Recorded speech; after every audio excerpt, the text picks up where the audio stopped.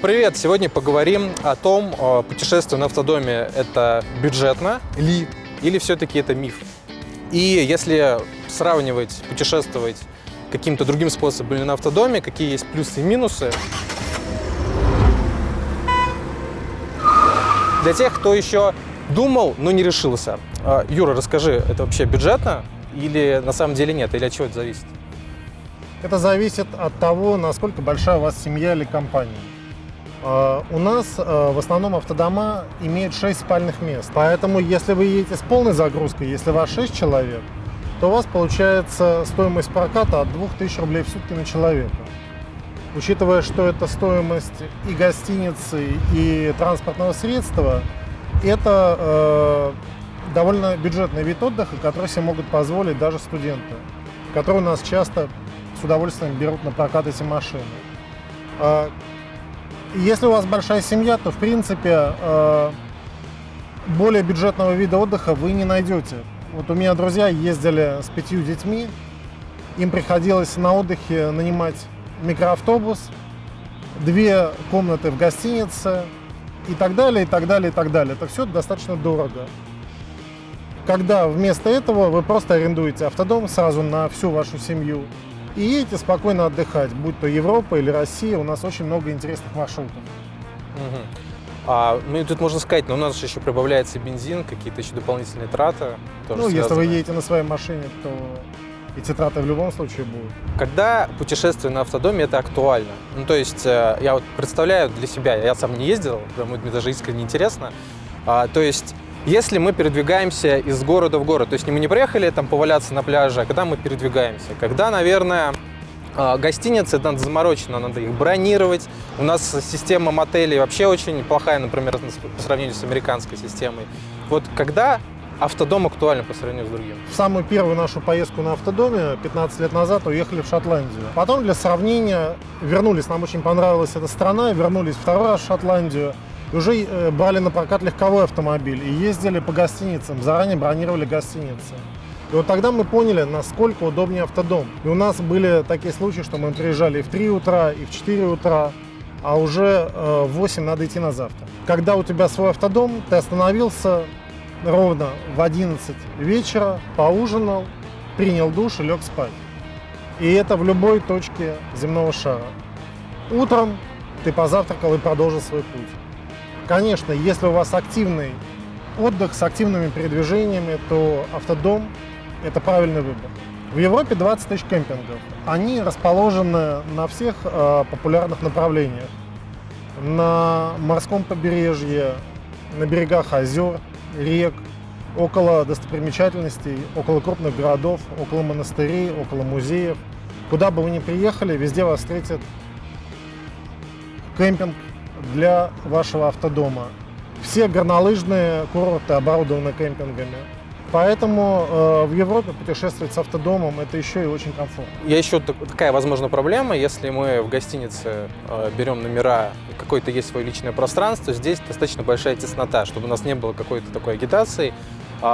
Как вот по твоему опыту, когда куча народу, я не знаю, только с семьей ездили, с друзьями тоже ездил? Ну вот. Почему? Я ездил в автопробеге, у нас рекорд 16 человек залезло в автодом. 16 человек? Мы ездили с рок-музыкантами. То есть, может быть, не очень комфортно, но какие-то дополнительные эмоции, особенно когда с близкими друзьями, получается так? На самом деле у каждого есть своя зона отдыха в автодоме. Допустим, водитель и штурман находятся в кабине. У них своя зона. Дальше столовая группа. У нас есть очень большие столовые группы на 6-7 человек. И столовые группы очень любят дети. Они оборудованы все телевизорами. Можно включить телевизор, посмотреть мультики. Можно посидеть, порисовать. Вот у меня дети на отдыхе всегда передвигаются по автодому, всегда находятся или в спальне, или в столовой. И поэтому они не чувствуют себя стесненными, как если бы они сидели в легковой машине, зажатые на пассажирском кресле. Получается, если обобщить, это автодом, это для тех, у кого, во-первых, большая компания, много народу, это может быть выгодно, экономично. Это когда перемещаешься из города в город, когда ты любишь свободу и готов там, в любой момент заехать в какое-то необычное место и там же и переночевать. То есть это для активных путешественников. Для активных путешественников. Да. Вопрос еще о некомфортности. То есть у меня, например, лично возникают какие-то опасения, что хочется, вот у тебя, там, если ты работаешь 3 недели там, отпуска, и ты хочешь максимально расслабиться, комфорт ты хочешь, а здесь нужно там, готовить, там, как-то содержать этот автодом, что-то там нужно еще что-то доливать, что-то контролировать. Какие-то вот заморочки организационные, вот так или нет? Или к этому привыкаешь, или как это происходит? Ну, на самом деле это миф. Автодом мы передаем клиенту полностью заправленным. Там есть вода, там заправлен туалет. Ваша задача только положить свои личные вещи и продукты в холодильник, и можно выезжать. Мы ездим уже 15 лет, и у меня дети по-другому отдых не представляют себе. Поспать в автодоме, ну, как бы гостиница и автодом, может, там тесно, я не знаю, как? Кровати точно такие же, как гостиница. Причем я хочу сказать, что, как правило, мы едем, и наши клиенты ездят, в автодоме есть пару водителей. И это очень удобно, когда ты свою смену отрулил, устал, пошел, лег, поспал. В это время второй водитель рулит. Проснулся, поменялись, и второй водитель пошел спать. Это, может быть, не очень правильно по правилам дорожного движения, но, поверьте мне, все караванеры так делают, и дети наши спят в движении. Это еще один плюс автодома. То есть можно дальше уехать, при этом спокойно один человек отдыхает, второй едет. У нас были поездки, когда мы вообще не останавливались. Вот, допустим, мы ездили во Владивосток, у нас огромная страна, 14 дней заняла дорога. Мы просто менялись, один спал, второй ехал. Не останавливались, так проехали всю Россию. А если говорить вот о ваших типичных клиентах, кто или в аренду, или покупает автодома, ну, я представляю большую семью, я представляю там друзей, студентов. Кто еще? Кто у вас заказывает? Кому это интересно? Ну, во-первых, наши клиенты — это такие непоседы. Это люди, которым не сидится дома. Один клиент у нас ездил в Турцию, один клиент сейчас еще путешествует по Азербайджану. Люди разъехались в самые разные страны. Один клиент покорил в этом году Иран, в прошлом году Марокко. Мы только сидим и по-доброму завидуем. В чем же это кайф все-таки? Можно туда и слетать. Именно на автодоме это какое-то, типа, я съездил туда сам, какая-то гордость возникает, это даже интересно просто. Ну, во-первых, не так просто слетать, если у тебя 5 человек народу. Как правило, наши клиенты едут с кошкой или с собакой, своими домашними питомцами. Это все в самолете огромный стресс. На автодоме люди, как правило, загружают всю свою домашнюю утварь и чувствуют себя как дома. Люди едут отдыхать в своих домашних тапочках.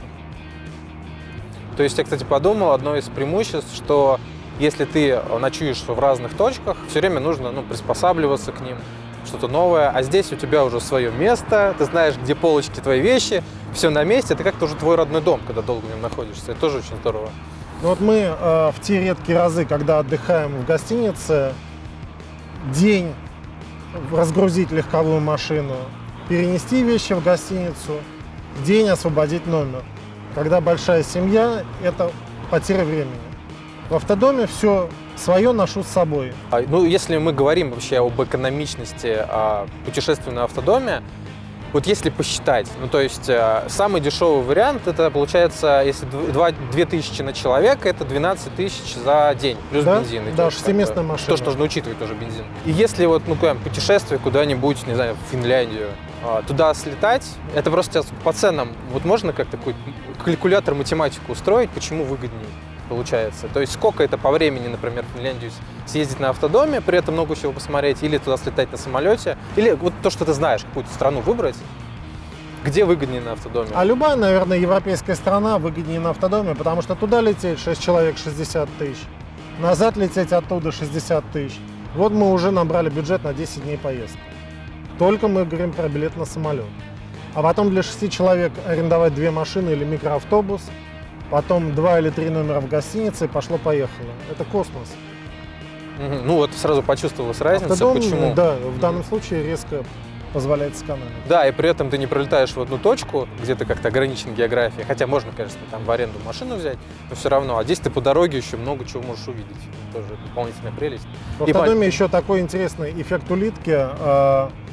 Когда ты поездил 2-3 недели, уже не хочется оттуда выходить. У меня были случаи, когда клиенты приезжали, говорили, можно мы еще, хотя бы ночью у вас переночуем на парковке.